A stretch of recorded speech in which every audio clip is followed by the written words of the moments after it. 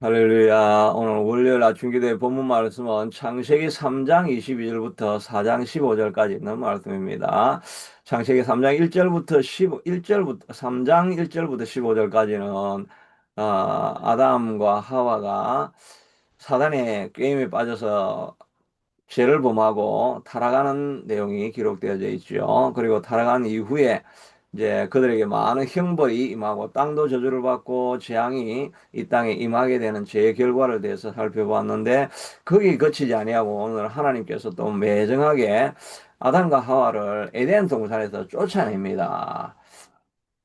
여호와 하나님 에덴 동산에서 그를 내보내고 그뿐만 아니라 또 쫓아내시고 에덴 동산에 다시는 못 돌아오도록 불칼을 두어 가지고 두루 도는 화영검 불칼을 두어가지고 생명나무의 길을 지키게 하시니라.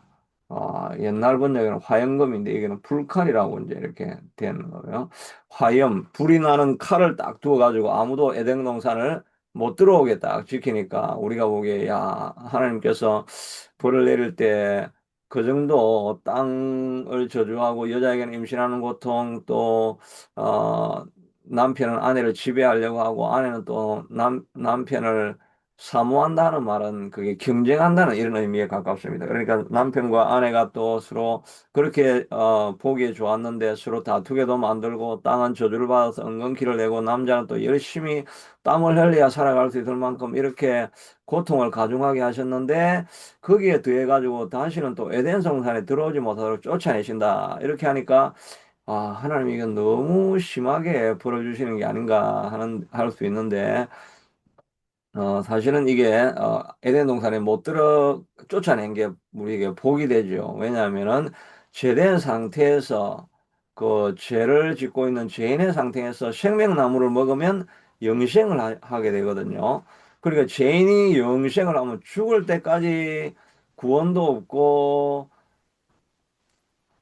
땅에서는 수고의 땀을 흘려야 되고 또 부부 관계는 갈등이 일어나고 사람 관계는 갈등이 일어나고 어, 임신하는 고통이 임하고 땅은 저주를 받고 이걸 그냥 영생하도록 계속 이렇게 하면 그럼 구원할 방법이 없지 않습니까? 이 영생하는 나무를 먹어버리는. 그러니까 쫓아내고 다시는 못 들어오게 이렇게 딱 막아버려야 그래야 이제 나중에 예수님께서 십자가 보배 피를 흘림으로 말미암아 그를 믿는 자들에게는 구원을 얻어서 이제는 새 예루살렘 땅에서 영생하는 역사가 일어날 수 있게 된 것을 보게 되는 것입니다.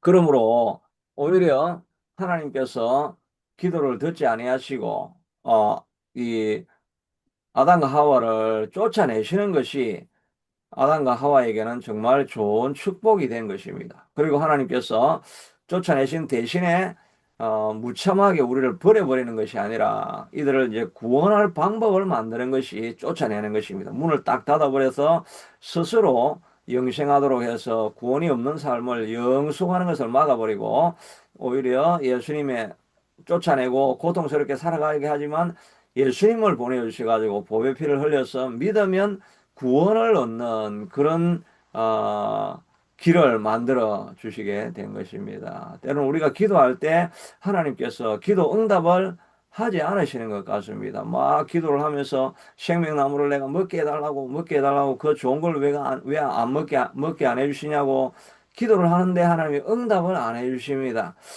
그럴 때가 있는데 기도할 때 하나님께서 듣지 않으시는 것이 아니고 더 좋은 것을 우리에게 주시기를 원하시는 것이죠. 우리가 흔히 뭐 많이 쓰는 예가 있죠. 어린애일 때 어린애가 막 칼을 달라고 하면 아무리 기도한다고 그 엄마가 주겠냐.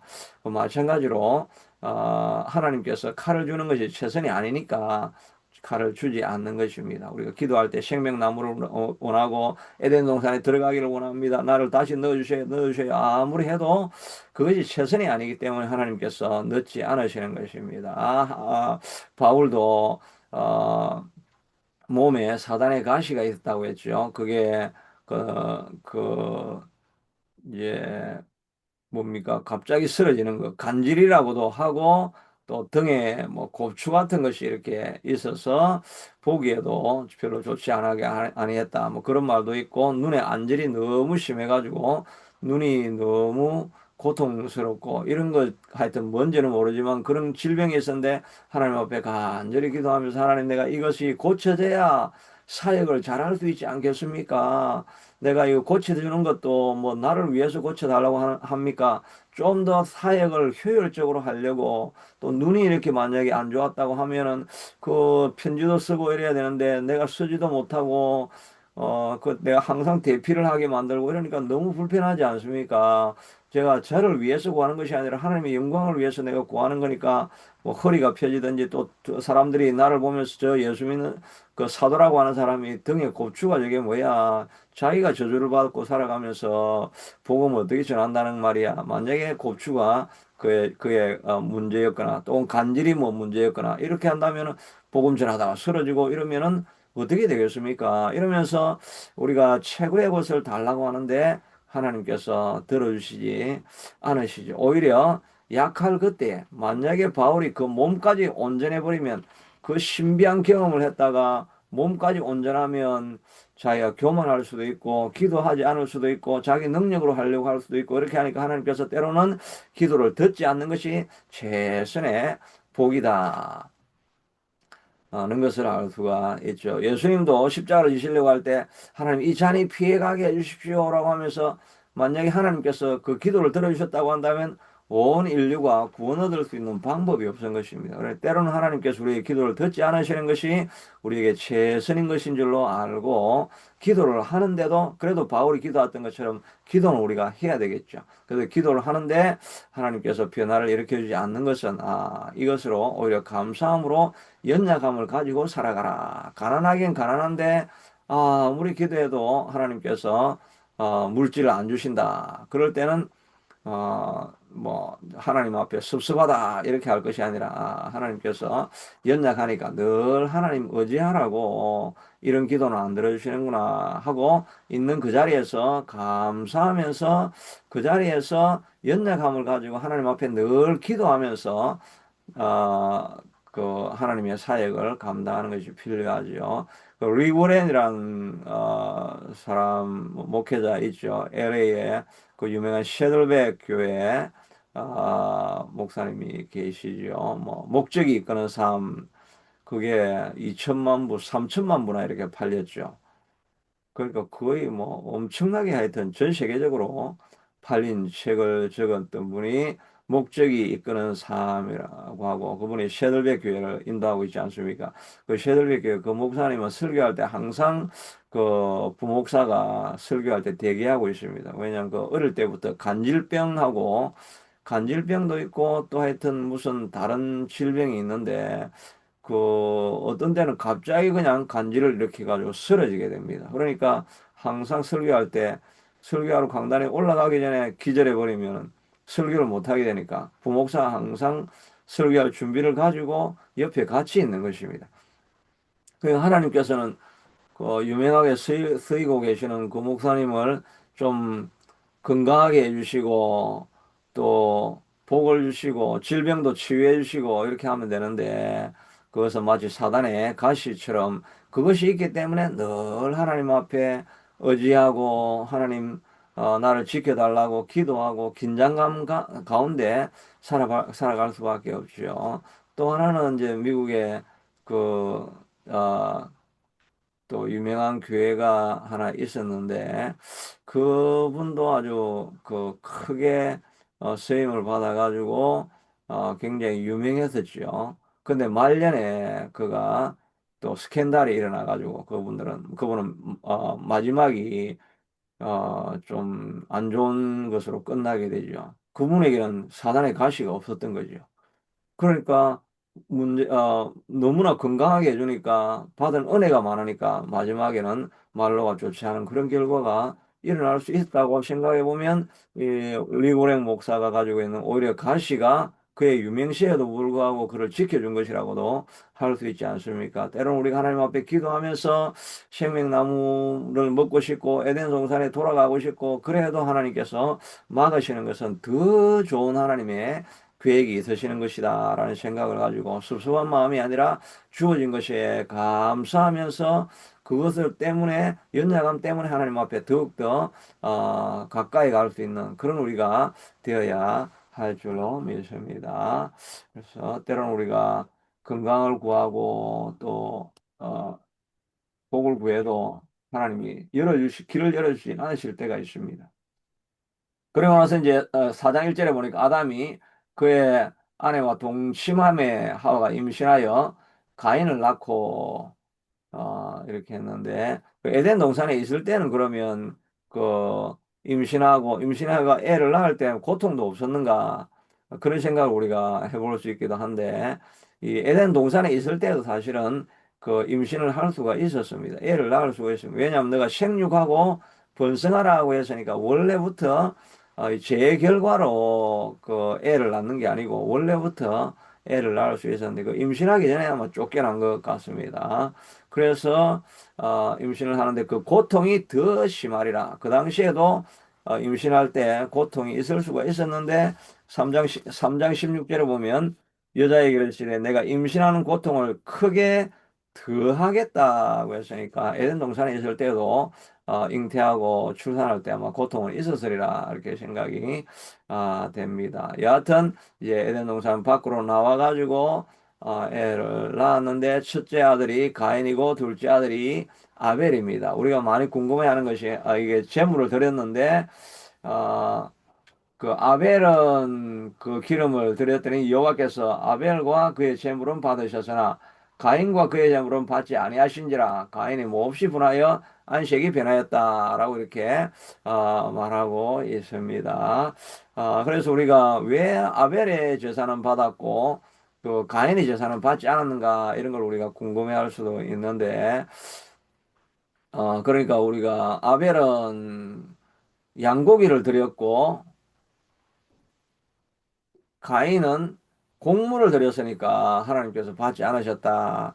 뭐 그렇게 할 수는 없죠. 왜냐하면 자기 직업이 공물이고 농사 짓는 것이고 아벨은 양치는 것이니까 자기가 소득의 일부를 가지고 바친 것 자체 때문에 하나님이 양고기를 다 바쳐야 되는데 왜 너는 그 공물을 바쳤냐 이렇게 해서 제사를 안 받으시는 것이 아니겠죠. 이 제사를 안 받으시는 이유는 제사 드리는 사람의 문제가 있기 때문인 것입니다. 이게 제사를 받은 게 아니라 아벨과 그의 제물은 받았다. 그리고 그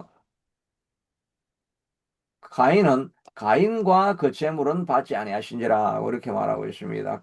공물을 제사 드리는 제물을 안 받으신 것이 아니라 드리는 사람이 아벨이 드리니까 받고 가인이 드리니까 안 받았다는 말이 되는 거죠. 가인은 왜 안 받았겠습니까? 이 뒤에 보면 가인이 엄청 이 그 사람이 악한 걸 보게 되죠.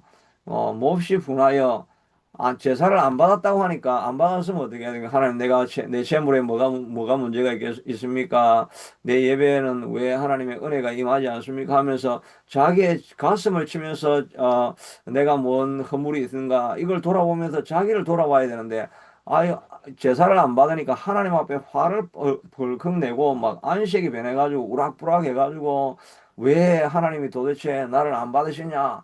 내가 뭐가 문제가 있냐? 막 이렇게 하면서 따지고 들고 이렇게 하는 것입니다. 내가 선을 행하면 어찌 낯을 들지 못하겠나? 선도 행하지 않게 되는 것입니다. 그러니까 그리고 아벨을 나가서 이제 그 제사를 안 받으셨다는 것 때문에 안 받았으면 내가 회개하고 내가 나를 돌아보는 시간이 되는데 아벨을 미워해가지고 막 들판에 나가가지고 아들을 죽여버리고 그러니까 이 가인 안에 얼마나 이 악이 가득하겠습니까? 이 손에 피가 있는 이런 죄를 범한 사람의 이 와가지고 제사만 드리겠다. 자기의 죄는 회개하지 아니하고 제사만 드리겠다. 그래서 제사 드릴 때 받는 복은 받아야 되겠고 악은 그대로 행하겠다. 이런 제사를 하나님께서 받으시지 아니하시는 것입니다. 하나님이 받으시는 제사는 우리가 겸손한 마음을 가지고 하나님 앞에서 우리의 삶을 드리는 예배를 하나님께서 받으시는 것 아니겠습니까? 자기의 죄는 회개하지 아니하고 그냥 몸만 예배당에 가가지고 예배만 드리고 있으면 하나님이 제사를 받지 않으시는 거죠. 그런 사람에게는 하나님께서 아무리 예배를 해도 아무리 기도를 해도 하나님께서 은혜를 부으실 수가 없는 것입니다. 그릇이 더러워져 있는데 거기에다가 뭐 신기한 음식을 담아 놓으면 그 밥이 먹을 수 있는 밥이겠습니까? 안에 이미 더럽고 벌레가 가득한데 아무리 맛있는 걸 삼겹살을 갖다 놓고 다 해도 그걸 먹을 수가 없는 것입니다. 마찬가지로 우리 예배하는 우리 그릇이 준비되어 있지 않는 예배에 대해서는 하나님께서 복을 부으실 수가 없고 예배를 통해서 우리에게 은혜를 부어 주실 수가 없는 거죠. 예배를 계속 드리는데 내 삶에 하나님께서 은혜를 공급하시지가 않고 예배를 해도 내 마음에 감동이 없고 예배가 지루하고 그렇다고 한다면 우리를 돌아보아야 되는 거죠. 우리 자신이 하나님 앞에서 삶의 거룩함을 가지고 나아가는가 하는 것을 돌아보면서 내 삶을 하나님 앞에 다시 온전하게 드리고 수 있도록 삶이 예배가 되는 그런 삶을 가지고 하나님 앞에 예배할 때 그때 하나님께서 우리의 기도를 들으신다. 우리 자신을 돌아보는 것이 진정한 예배가 된다 하는 것입니다. 저도 설교를 준비할 때 뭐 싸우고 나서 예배를 준비한다. 그러면 설교가 준비가 안 되죠. 뭐 악을 행하면서 그러다 보면 마음에 막 불편함이 일어납니다. 막 누구를 미워하고 시기하고 이런 마음이 있으면 아무리 설교 준비를 하려고 해도 설교 준비가 안 됩니다. 하나님의 기름 부으심이 있을 수가 없는 거죠. 그러니까 우리가 죄를 가지고는 예배를 드리는 것이 예배를 드리고 은혜를 받을 수가 없는 것입니다. 그래서 예수님께서 내가 예배 드리다가 나하고 마음이 상한 사람이 있거든 예배 드리지 말고 가서 먼저 그 사람하고 화해하고 그리고 나서 죄를 해결하고 나서 예배를 드려라. 그리고 그러면 그 예배를 내가 받고 너에게 하늘의 기름 부음과 은혜를 부어주시겠다라고 말씀하고 있습니다. 삶이 예배가 되는 그런 삶을 우리가 살아야 할 줄로 믿습니다. 그리고 10절에 보니까 이제 가인이 아벨을 쳐 죽입니다. 그리고 하나님께서 찾아오셔가지고 가인에게 이르시되 가인아 네가 무엇을 하였느냐 네 아우 아벨의 피소리가 땅에서부터 내게 호소하느니라 죽었지만 피가 하나님 앞에 호소한다 피가 막 하나님께 말을 한다 이런 의미라기보다는 그 너가 지은 죄 때문에 고통당하는 사람의 원성들이 고통당하는 사람들의 원한 어린 소리가 내게 다 들린다 하나님께서 고통당하는 자들의 고통을 다 지켜보고 계시고 그들의 억울함과 원통한 소리를 하나님께서 들으신다는 거예요. 그러니까 하나님께서 그 원통한 소리를 다 듣고 하나님은 그 억울한 사람들의 그 억울함을 풀어주시기를 원하시고 공의와 정의가 이 땅에서 이루어지기를 원하신다 하는 것을 우리가 알 수가 있습니다. 그러니까 우리가 다른 사람 억울하게 하면 하나님 그거 다 듣고 계시고 하나님께서 반드시 보상해 주시고 억울한 사람들의 원한을 하나님께서 풀어주시고 보복은 하나님은 반드시 하십니다. 왜냐하면 다 듣고 계시고 보고 계시니까 그러나 그 우리가 그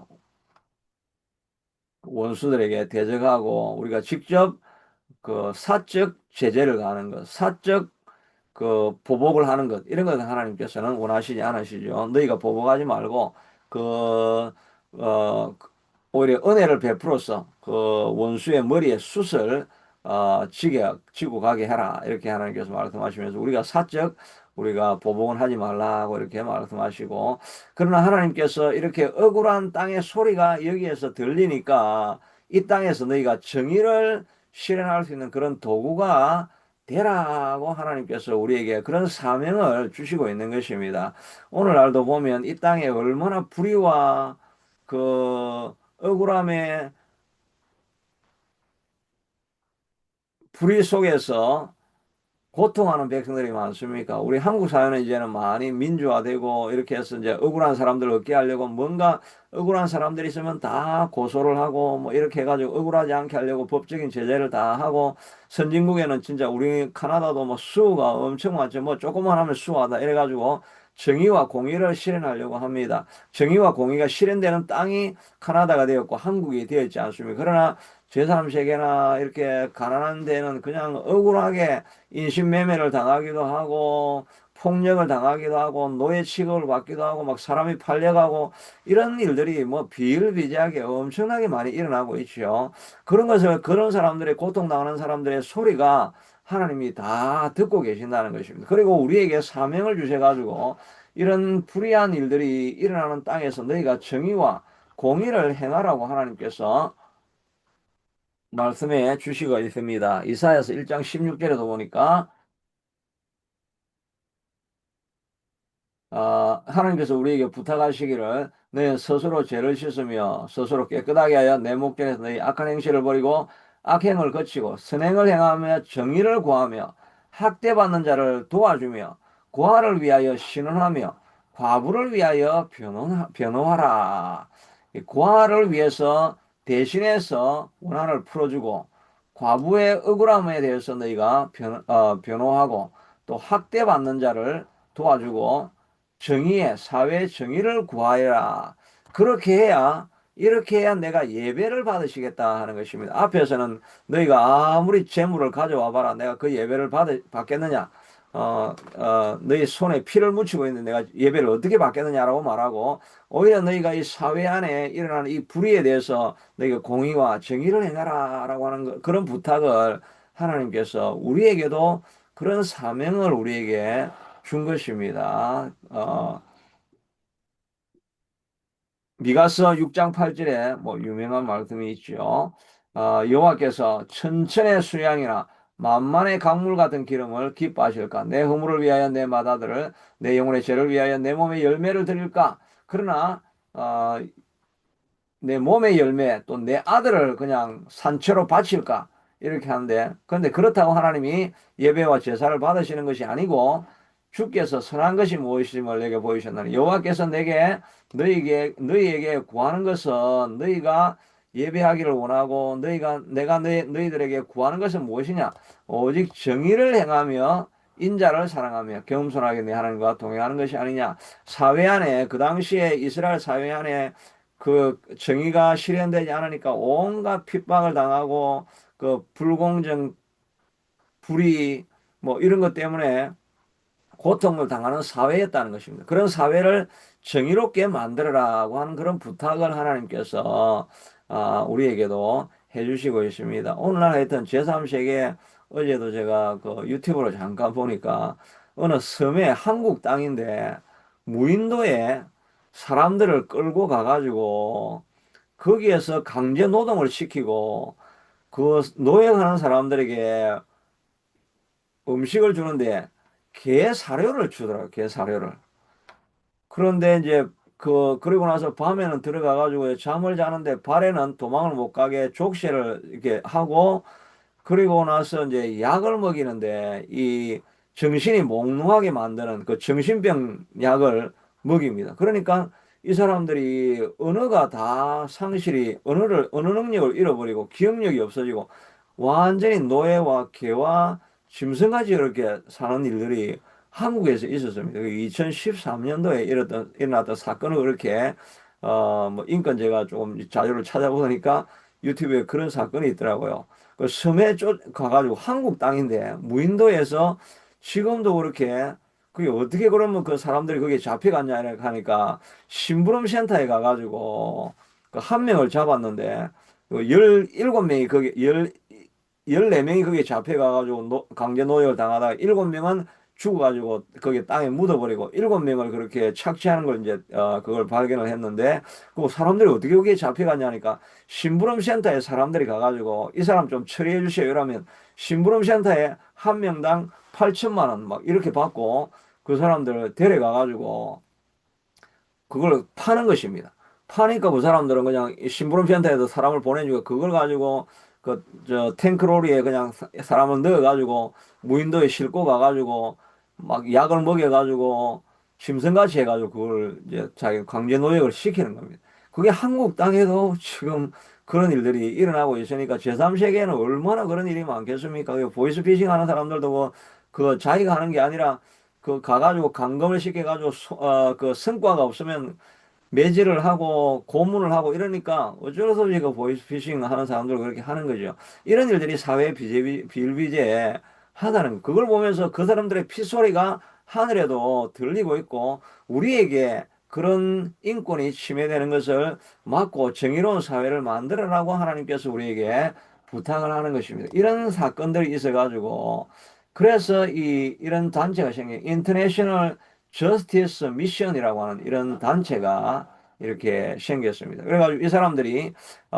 그 오늘 읽었던 이사야 1장 16절, 미가서 6장 8절에 있는 이런 공의와 정의를 행하는 이런 이야기를 듣고 우리의 미션이 사회에 정의를 일으켜야 되는 것이다 하는 것을 알고 그 제3세계에 정말 이런 참혹한 현실을 보면서 사람들이 노예처럼 살아가고 인신매매를 해가지고 사람 팔고 사고 하는 이런 일들이 너무나 많아서 고통을 당하는 사람들이 있으니까 그걸 보고 여기 저스티스 미션 인터내셔널 저스티스 미션이라고 하는 이런 단체를 게리 하우젠이라는 사람이 세우고 이 단체를 세계적으로 만들어 가지고 후원을 받아 가지고 이거는 다 권력자들이 있어가지고 권력에 있는 사람들이 사회가 부패하니까 이런 것들 그대로 사회가 방치를 하는 것입니다. 그러니까 이 그 권력자들에게 어떻게 하면 이 법률을 가지고 그 사람들을 어, 타락한 정치인들을 어떻게 구속시키고 이 사람들을